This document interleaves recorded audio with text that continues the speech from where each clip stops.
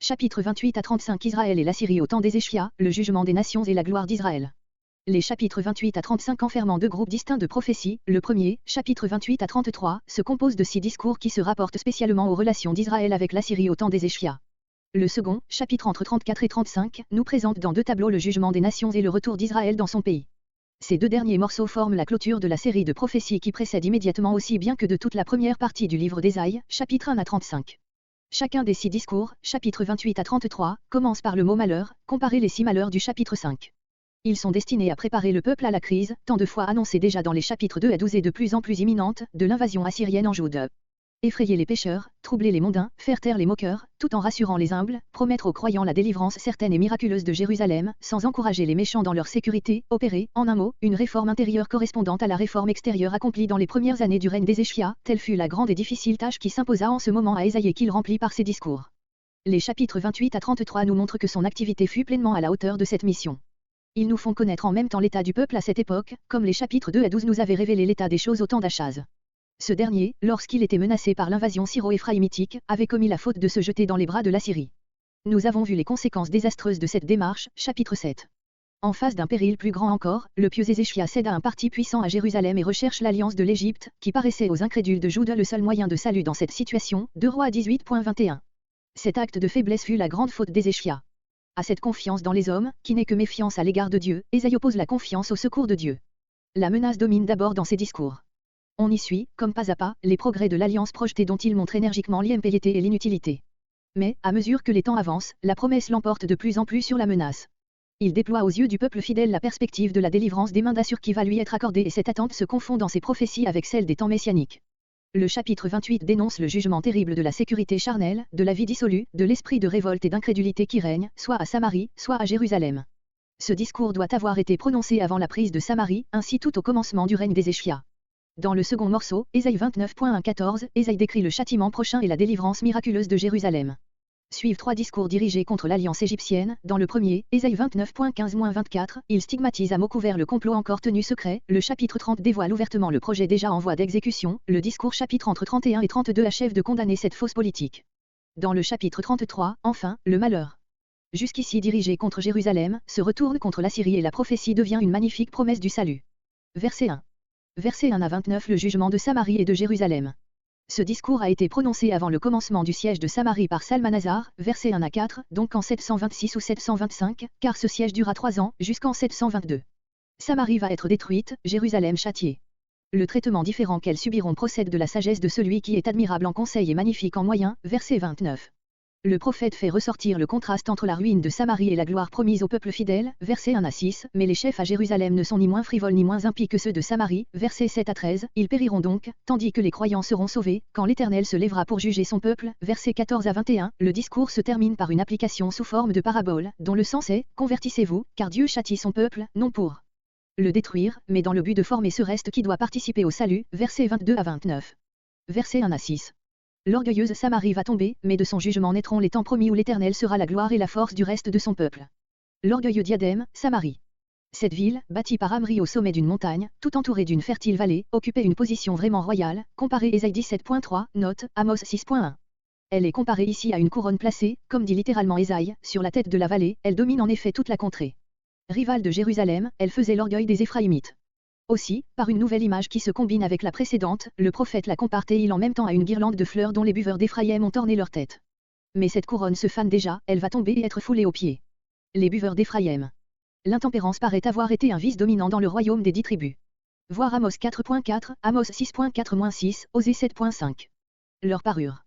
Il y a en hébreu sa parure qui se rapporte à Éphraïm, nous avons dit leur pour prévenir tout équivoque. La grasse vallée. Les environs de Samarie sont aussi fertiles que ceux de Jérusalem, ceux de la Judée, en général, le sont peu. Verset 2. L'ennemi est le roi d'Assyrie, Salmanasar, puis son successeur Sargon. Voir l'accomplissement de Rois 17.5-6. Orage de grêle, ouragan. Voir les mêmes images versets 15, 17, 19, Ésaïe 7.7-8, Ésaïe 25.4. De la main, sans autre instrument que la main, donc le plus facilement du monde. Verset 4. Une figue précoce est un objet de convoitise, Michée 7.4. Elle tombe facilement de l'arbre, Nérum 3.12, et aussitôt dans la main elle est avalée. Image à la fois simple et terrible de la prise de la fière cité. Ainsi disparut en peu d'années pour jamais le royaume d'Éphraïm. Verset 5. Ce que Samarie était pour le royaume des 10 tribus, son ornement et sa gloire, Jéhovah le sera pour son vrai peuple. Comparez Ésaïe 4.2, où la gloire du Seigneur prend, comme ici, la place de la fausse gloire anéantie par le jugement, Ésaïe 3.16 à 4.1. Le reste de son peuple, du peuple dans son ensemble, d'Éphraïm aussi bien que de Juda. Verset 6. Comparez Ésaïe 11.2-5. La droiture chez les juges et la vaillance chez les guerriers, deux traits qui contrastent avec l'injustice qui règne maintenant dans le peuple, voir par exemple Ésaïe 10.2-3, et avec les humiliations de la captivité qui l'attendent, Ésaïe 10.3-4. Verset 7. Versets 7 à 13. Les grands de Jérusalem et parmi eux ceux qui devraient les premiers donner l'exemple de l'obéissance à Dieu, les prêtres et les prophètes, ne sont pas moins endurcis que les buveurs d'Éphraïm, ils se moquent de la parole de Dieu, parodient les discours du prophète. C'est pourquoi Dieu leur parlera un langage qu'ils seront bien forcés d'écouter, celui de ses jugements. Le prophète a commencé son discours par une menace à l'adresse de Samarie, qui ne devait pas trop déplaire à ses auditeurs de Jérusalem. Puis soudain, dès qu'ils prêtent attention, sa censure se tourne contre eux. Comparé avec verset 7, Ésaïe 5.11-12, 22 à 23, Michée 2.11. La loi défendait aux prêtres de boire du vin avant d'entrer dans le tabernacle, Lévitique 10.9. En jugeant. Les prêtres jugeaient certaines causes en dernière instance, Deutéronome 17.8 et suivant. Le prophète les représente mal assurés sur leur siège en rendant justice, tandis que les faux prophètes chancellent en prophétisant. Verset 9. Ce sont les buveurs qui parlent, ils se moquent des paroles du prophète, qui ne sont à leurs yeux qu'un bavardage bon pour des enfants. Verset 10. Ordre sur ordre, règle sur règle, en hébreu Tsaf Latsaf, Tsar Latsar, Kev la cave, et Tchevi la cave. Ces mots, propres à imiter le langage d'un homme qui bégait, ridiculisent le prophète et ses exhortations incessantes. Il a toujours quelques exigences nouvelles à ajouter aux précédentes et quelques nouveaux reproches à leur adresser. Verset 11. Puisqu'ils traitent la parole prophétique de balbutiements inintelligibles, Dieu leur parlera dans une autre langue, par le peuple barbare qui les envahira, ils seront bien alors forcés d'écouter. Comparez Deutéronome 28.49, Ésaïe 33.19, 1 Corinthiens 14.21. Le terme de barbare, par lequel les Grecs désignaient les étrangers, signifiait proprement un homme qui balbutie. Verset 12. La loi divine, bien loin de leur imposer des exigences excessives, ne visait qu'à assurer leur repos dans la terre bénie de Canaan, Jérémie 6.16. Celui qui hélas, les petits, que l'accomplissement de la loi de la part des grands aurait préservé de l'oppression au-dedans et des désastres attirés du dehors sur le peuple par l'infidélité envers Dieu, ou bien Israël lui-même, à qui Dieu avait donné Canaan comme lieu de repos après les fatigues du désert, Deutéronome 3.20, Josué 1.13. Verset 13. On ne se moque pas impunément de Dieu, le prophète rétorque ironiquement aux moqueurs leur discours impie. Dieu va réellement leur donner ordre sur ordre, règle sur règle, en les livrant à un ennemi cruel, dont les ordres multipliés et les sévères exigences leur feront regretter cette loi de l'Éternel qu'ils rejetaient comme trop pénible. Le jugement aboutira à la captivité. Comparez Ésaïe 8.14-15. Verset 14. Verset 14 à 21. Les impies se croient à l'abri du danger, mais Dieu lui-même déjouera leur plan, c'est lui qui interviendra pour sauver les siens, tout en détruisant les méchants. Moqueur. Comparez verset 22, Ésaïe 5.19.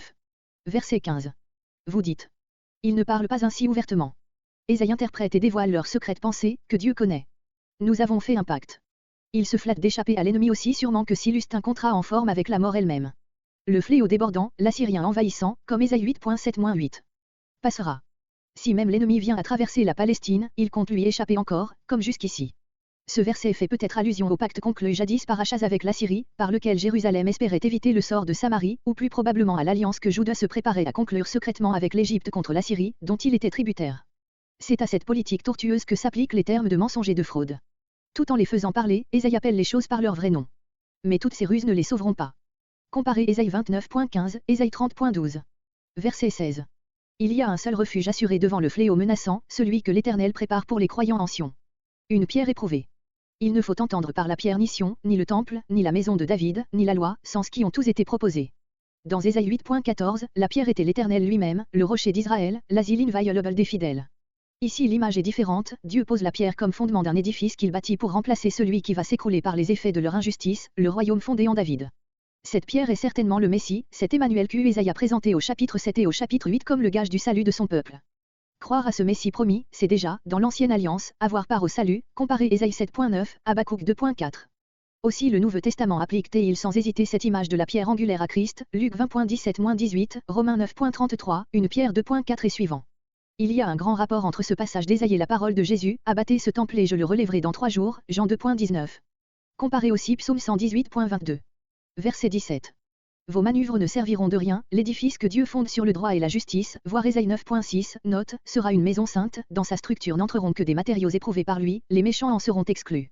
Comparez une pierre 2.4-9. La grêle, les eaux, le même fléau qui a emporté Samarie, verset 2, vous emportera aussi. Alors vous ne rirez plus. Verset 18. Votre pacte. Vos mesures n'empêcheront pas le fléau de vous atteindre. Il vous foulera, comme Samarie, verset 3. Comparez Ésaïe 10.6. Verset 19. Demain et demain encore.